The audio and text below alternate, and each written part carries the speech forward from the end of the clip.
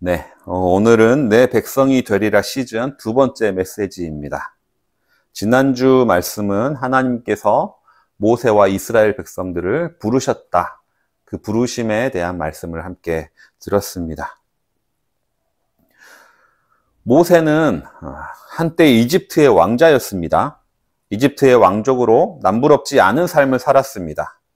그러던 그가 40세쯤 되었을 때 그의 눈에 히브리인들의 고통이 보이기 시작했습니다. 그리고 마음에 뭔가 끓어오르는 것을 느꼈습니다. 아마도 그것은 잊고 살아왔던 민족애일 것입니다. 어느 날 모세는 히브리 사람이 이집트인들에게 매를 맞고 있는 것을 보게 되었습니다. 모세는 분을 참을 수 없었고 그 이집트인을 죽이게 됩니다. 물론 주변에 목격자가 없는 것을 확인했기 때문에 그는 이 사건이 자신의 인생을 뒤바꿀 것이라고는 생각하지 않았을 것입니다. 그러나 다음 날이 되자 자신이 저지른 일이 완전 범죄가 아니라는 사실을 깨달았습니다. 모세의 살인은 모든 이에게 밝혀졌고 무엇보다도 그가 히브리인이라는 사실도 드러나게 되었습니다. 그리고 이 사실을 알게 된 바로가 모세를 찾고 있다는 소식도 들렸습니다. 결국 그는 이집트를 떠나 광야로 도망자의 삶을 사게 된 것이죠. 자신이 히브리인이라는 사실을 깨닫게 되는 순간 그의 인생은 나락으로 떨어지게 된 것입니다. 현재는 능력을 중요시한다고 합니다. 실력을 중시하는 사회라고 합니다. 그러나 지금도 내가 출신이 어디인지가 인생이 뒤바뀌는 경험을 하는 사람들이 여전히 있습니다. 내가 출신이 어디냐에 따라서 인생이 뒤바뀌는 경험을 하는 사람이 여전히 있습니다. 사법고시에 합격하여 판검사가 되어서 모두가 부러워하는 삶을 산다고 해도 서울대 출신이 아니라면 어느 순간 벽에 가로막힌 기분이 들 때가 있다고 합니다. 또 과거에 고교 평준화 이전 세대들은 제 아무리 서울대 출신의 검사들이라 하더라도 경기고 동문이 아니라면 인정받지 못했다고들 합니다. 언젠가 선배 목사님들이 저에게 전라도 출신은 서울에서 목회하기 힘들다라고 말씀하셨던 적이 있습니다. 물론 저는 그때 그 말씀을 흘려들었습니다. 과거 선배님 세대들은 그런 일을 겪었을지 모르나 지금은 세상이 달라졌다고 믿었습니다. 그런데 한 교회에서 부교역자 면접을 보는데 그 교회 장로님이 저에게 이력서를 보고 말씀하셨습니다. 전라도 출신이신데 정치색을 띠지 않는 설교를 할 수 있겠습니까? 이렇게 질문하는 순간 저는 그때 그 선배님의 충고가 지금도 틀리지 않았다는 것을 알게 되었습니다. 모세가 히브리인이라는 사실은 이집트에서는 더 이상 미래가 없다는 것을 의미했습니다. 그는 더 이상 왕족으로 살 수도 없었고 그 인생의 성공은 기대할 수조차 없었습니다. 그래서 그는 광야로 떠났던 것이죠.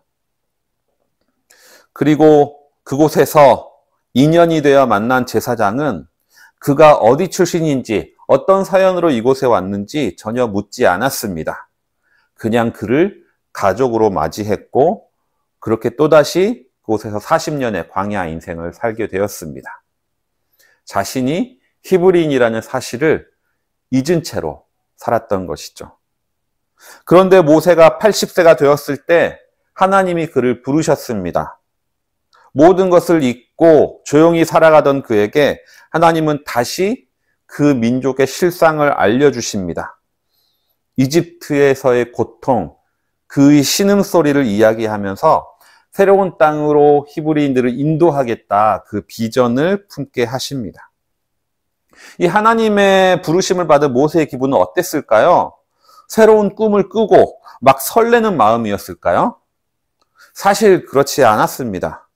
모세에게 히브리인이라는 사실은 상처였고 아픔이었습니다. 자신의 인생을 뒤바꿔버린 살인사건은 그에게는 부끄러운 과거였습니다.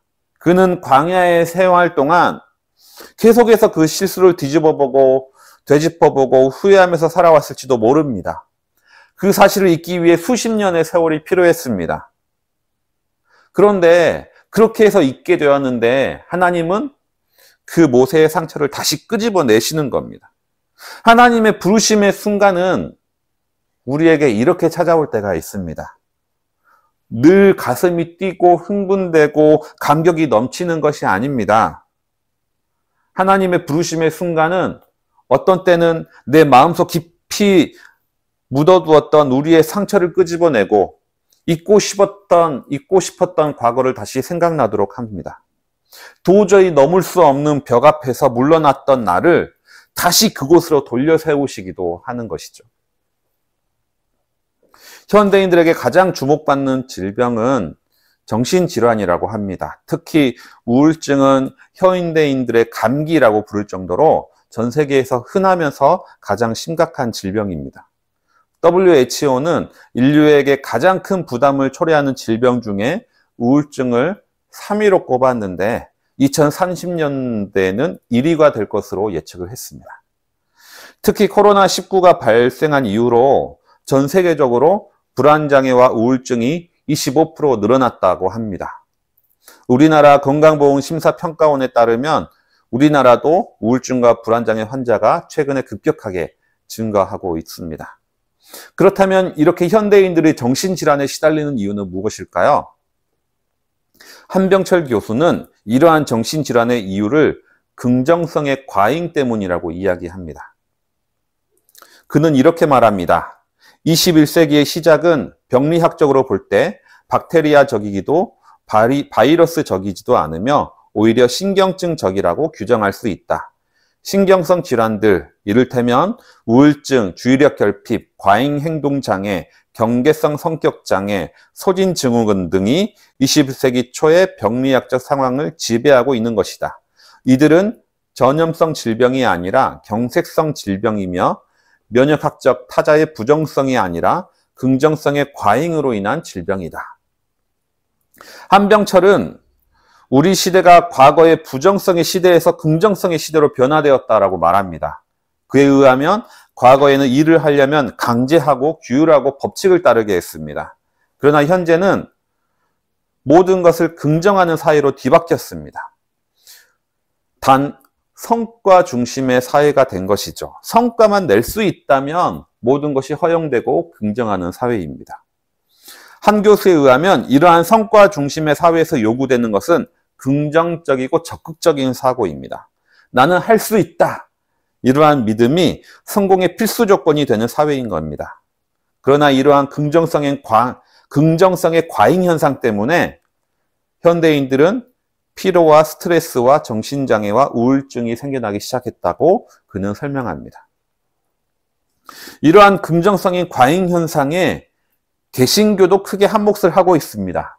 조엘 오스틴의 긍정의 힘으로 대표되는 번영신학 또는 긍정의 신학이 바로 그것입니다.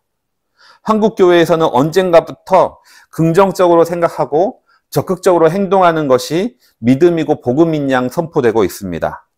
항상 기뻐하라는 성경의 말씀이 하나님과 동행함으로 얻는 기쁨이 아니라 세속적으로 성공해서 얻는 기쁨과 즐거움으로 치환되었습니다.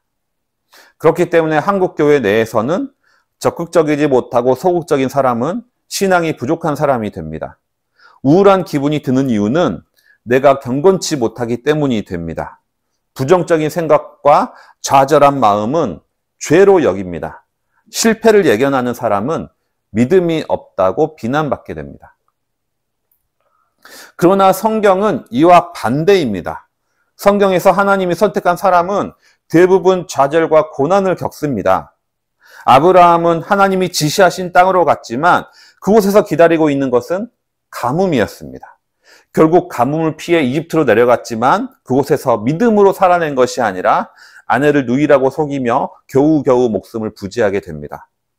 요셉은 하나님이 꿈을 보여주시지만 그 결과 노예로 팔려가게 됩니다. 다윗은 사무엘에게 왕으로 기름 부음 받지만 이후에 사울에게 쫓겨 광야에서 도망자 신세가 됩니다. 아시아로 선교 여행을 가려고 했던 바울에게 하나님은 아시아가 아닌 마게도니아로 보내십니다. 하지만 그곳에서 기다리고 있는 것은 감옥행이었습니다. 이쯤 되면 하나님은 하나님의 일을 하려면 좌절과 절망과 고난은 필수 코스라고 할 수가 있을 정도입니다. 오늘 하나님의 부르심을 입은 모세도 마찬가지입니다. 그건 젊을 때 40세까지는 이집트의 왕조로서 권력과 권위가 있을 때였습니다. 그의 인생은 이때 성공가도를 달리고 있었습니다. 모든 것이 긍정적이고 적극적인 시대입니다. 하지만 하나님은 이때 모세를 부르시지 않았습니다. 하나님은 80세의 모세를 부르셨습니다. 그리고 이때 하나님의 부름을 받은 모세는 당연히 긍정적이지가 않았습니다. 그는 좌절해 있었고 자신감이 바닥이었습니다. 당연히 하나님의 부르심을 거절했습니다. 그런데 하나님은 이러한 모세를 끝까지 설득하시면서 모세를 부르시는 것이죠. 하나님은 좌절했음에도 불구하고 모세를 부르신 것이 아닙니다. 좌절했기 때문에 모세를 부르셨습니다. 다시 말하면 좌절과 실패의 경험은 하나님의 부르심 앞에서 모세의 단점이 아니라 장점이었습니다. 자신감이 없다는 것은 하나님의 입장에서 너무나 좋은 자격 조건이었습니다. 내가 할 수 없다는 것을 아는 사람만이 하나님이 하셨음을 알게 될 것이기 때문입니다. 하나님은 왜 40세의 긍정적인 모세가 아니라 80세의 좌절한 모세를 선택하셨을까요? 왜 하나님은 실패한 사람들을 좋아하실까요? 좌절과 실패가 주는 이득이 있기 때문입니다. 하나님은 나는 할 수 없다고 말하는 모세에게 말씀하십니다. 내가 함께 하겠다. 그리고 내 형 아론이 함께 할 것이다.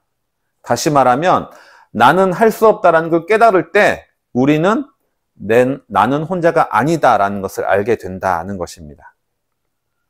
도널드 맥컬로우는 이렇게 말합니다. 자신감의 한계에서 오는 또 다른 위안은 다른 사람들과의 새로운 관계이다. 자기의 능력을 믿을 때 우리는 고립된다. 그러나 자신감을 잃으면 자기 본위의 삶에서 끌려 나온다. 대개는 원치 않지만 말이다. 그리고 놀랍게도 우리는 공동체의 일원이 되는 기쁨을 발견한다. 자신감을 잃은 덕에 손을 내밀 수밖에 없었지만 마주 잡은 상대편의 손은 내가 혼자가 아님을 일깨워준다. 그리고 최고의 위안은 이것이다. 자신감의 한계에 이를 때 당신은 하나님의 품에 안길 수밖에 없다. 그분이 잡아주시고 안아주시리라고 바랄 만한 이유는 충분히 있다. 성경의 하나님은 자기 능력이 바닥난 것을 아는 사람들, 물 위를 걷는 것에 대해서는 철저히 문외한인 사람들을 확실히 더 좋아한다. 우리는 자신감의 한계에 달하를 때 얻게 되는 것이 있습니다. 하나는 다른 사람과의 새로운 관계이고 또 다른 하나는 하나님의 도우심입니다. 그리고 이는 하나님이 80세의 모세에게 주는 조언과 같은 것이죠. 내 형 아론이 있다. 그리고 내가 있다. 현대 문명이 위기라고 말들을 합니다. 산업혁명과 과학기술의 발달로 우리 문명은 지속적으로 발전해 왔습니다. 인간의 삶은 풍요로워졌고 그에 따른 소비도 비약적으로 증가했습니다. 하지만 그럴수록 우리는 행복과 거리가 멀어지고 있습니다. 현대인들은 스트레스와 정신질환에 시달리고 있고 우리 사회는 대립과 갈등이 심화되고 있습니다. 폐륜 범죄와 성적인 타락과 부패가 만연합니다. 기후위기와 환경 파괴는 심각한 상황입니다. 그리고 최근에는 코로나19와 같은 전염성 질환까지 등장했습니다. 이 시대의 문명 전체가 이렇게 위기에 빠진 이유는 무엇일까요? 많은 이들이 그 원인을 분석하지만 첫째는 우리가 연대와 공동체를 버리고 개인주의와 경쟁을 선택했기 때문입니다. 그리고 둘째는 우리가 신앙과 영성을 내버리고 이성과 합리성을 선택했기 때문입니다. 그렇기 때문에 이제 종교의 적대적이었던 철학자들도 이제 종교인들과 대화를 통해서 영성을 통해서 돌파구를 찾아가려고 하는 모습을 우리는 보게 됩니다. 결국 하나님이 모세에게 준 조언들, 내가 함께 있다, 그리고 내 형 아론이 함께 있다라는 이 조언은 실패를 겪고 있는 현대 문명에도 똑같이 적용된다는 사실입니다. 하나님은 80세의 좌절한 모세를 선택했습니다. 실패했음에도 불구하고 모세를 선택한 것이 아니라 실패했기 때문에 모세를 선택했습니다. 그리고 그 하나님은 실패한 우리들도 부르십니다. 우리는 실패를 통해서 내가 혼자가 아님을 깨닫게 됩니다. 나의 손을 잡고 함께 걸어갈 동력자가 있음을 알게 되고 무엇보다도 하나님이 함께 하심을 우리는 깨닫게 됩니다. 그렇기에 하나님은 우리가 나는 할 수 있다를 배우는 것이 아니라 나는 할 수 없다를 배우시기를 원하시는 것이죠. 두 번째로 하나님이 80세의 모세를 부르신 이유는 무엇일까요? 그 이유는 모세가 준비된 사람이었기 때문입니다. 조금 더 정확히 말씀드리면 하나님은 준비한 사람이 아니라 준비된 사람을 쓰십니다. 우리는 하나님께 쓰임받기 위해 열심히 준비해야 된다는 조언을 많이 듣고 자라왔습니다. 성경을 주의 깊게 읽어보면 하나님은 오히려 준비하지 않은 사람을 부르시는 것을 알게 됩니다. 성경의 어떤 인물도 자기가 무엇을 하기 위해 부름받을지를 예상하고 그것을 위해 준비한 사람은 없습니다. 그렇기 때문에 그들은 하나님이 부르실 때 거절합니다. 기드온은 자기는 출신이 미천에서 할 수 없다라고 말하고 예레미야는 나는 아이라서 말할 줄 모른다고 핑계를 댑니다. 그만큼 하나님은 부르심에 준비되지 않는 이들에게 갑작스럽게 찾아오는 겁니다. 모세도 마찬가지입니다. 모세가 부름받을 때 80세였습니다. 이 80세가 된 노인에게 이스라엘 민족을 이집트에서 구원하라는 임무가 맡겨지는 겁니다. 이것은 모세 자신은 전혀 생각해보지도 못했던 일들이고요. 이 일을 위해서 자기가 공부하고 노력한 적이 모세는 전혀 없습니다. 그냥 자기에게 주어진 80세의 세월을 살아왔을 뿐인 것이죠. 그러나 하나님의 입장에서 살펴보면 모세는 그 누구보다도 이것을 위해 준비된 삶을 살아왔던 겁니다. 모세는 태어나서 40세가 될 때까지 이집트 왕궁에서 왕자로 생활했습니다. 그 당시 이집트는 고대 근동의 그 어떤 나라보다도 고도로 발달된 정치를 하던 나라였습니다. 따라서 이집트 왕궁에서 생활하던 모세는 자연스럽게 나라를 다스리는 정치에 대해서 배웠을 것입니다. 한 민족을 다스리는 리더십을 배웠고요. 백성들 간의 분쟁을 해결하는 방법, 군대를 동원하고 그들의 사기를 높이는 방법, 그리고 국제 정세를 보는 시야 등등 그는 이집트 왕조로서 직접 눈으로 체험하며 몸으로 정치를 익혔습니다. 이후 40년 동안 모세는 광야에서 미디안 광야의 생활을 도망자로서 해왔습니다. 그리고 그 40년의 광야 생활 역시 그에게 큰 경험과 배움의 시간이 되었습니다. 광야에서 생존하는 법, 길을 찾는 법, 거대한 민족을 이끌고 더위와 추위를 피하는 법, 물을 구하는 방법 등을 그는 몸으로 익혔던 것이죠. 결국 모세는 80년의 세월 동안 한 나라의 민족을 다스리는 정치력과 광야에서 생존하기 위해서 어떻게 해야 하는지를 배우게 됩니다. 그렇다면 이 이스라엘이라는 거대한 민족을 이끌고 광야에서 40년을 보낼 수 있는 지도자는 누가 있겠습니까? 모세밖에 없는 겁니다. 모세만이 가장 적임자가 되는 겁니다. 어떻게 보면 이 모세의 80년의 인생은 헛된 인생처럼 보입니다. 80세 노인이 아니라 30, 40대 젊은 나이에 부름을 받았다면 얼마나 더 위대한 일을 할 수 있었겠습니까? 80년의 인생은 낭비된 인생처럼 보입니다. 그러나 그가 하나님의 부르심을 받고 그 부르심에 응답하는 삶을 살기 시작하자 그의 80년의 인생은 낭비된 인생이 아니었던 거죠. 오히려 하나님에 의해서 온전히 준비된 인생이었습니다. 저는 학부에서 신학을 공부하지 않았습니다. 그리고 대학 졸업하고 바로 신대원에 진학한 것도 아닙니다.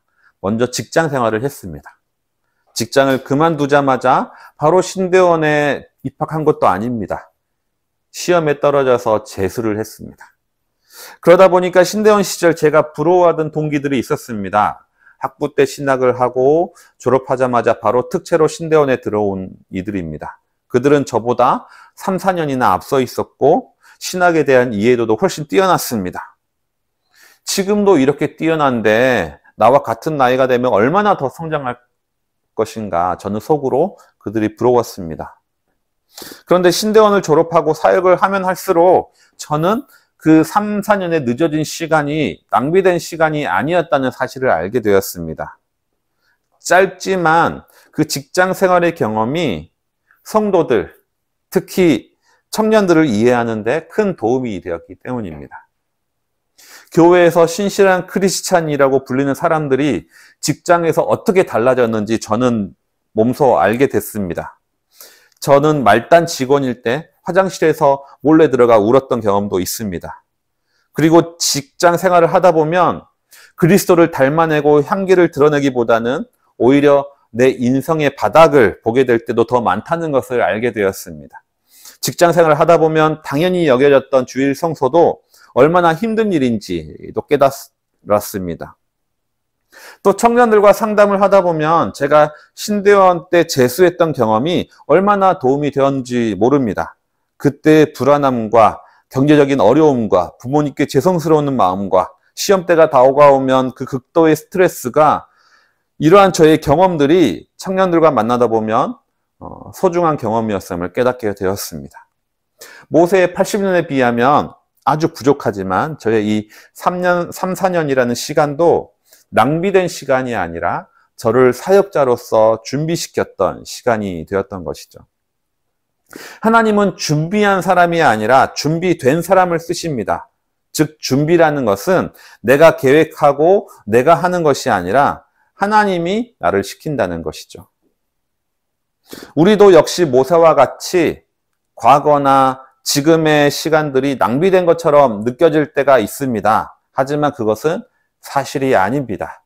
우리의 모든 경험은 하나님의 쓰임받기 위한 도구와 재료로 사용될 것이기 때문입니다. 따라서 우리는 어떠한 삶이 주어지든지 그 주어진 삶을 충실히 살아낼 필요가 있습니다. 그리고 그 충실한 삶을 살아낼 때 우리도 모르는 사이에 하나님이 쓰시기에 귀한 일꾼으로 합당하도록 준비될 것입니다. 말씀을 정리하겠습니다. 하나님은 80세의 모세를 부르셨습니다. 그 이유는 그가 좌절했기 때문이었습니다. 하나님은 이렇게 좌절한 사람을 부르십니다. 왜냐하면 그 사람이야말로 다른 이와 동역하는 법을 알게 되고 하나님을 의지하는 법을 알게 되기 때문입니다. 하나님이 80세의 모세를 부르신 두 번째 이유는 그가 준비된 사람이었기 때문입니다. 물론 자기 스스로는 전혀 몰랐지만 그는 하나님의 시간표 아래 완벽하게 준비되었습니다. 우리의 좌절과 실패에도 하나님의 손에 붙들릴 때 그분의 나라를 위한 귀한 도구가 됩니다. 주님을 신뢰하며 기꺼이 그의 부르심에 응답하시는 모든 성도님들 되시기를 바랍니다. 우리의 말씀 생각하시면서 내일을 바라보며 기도를 드리겠습니다.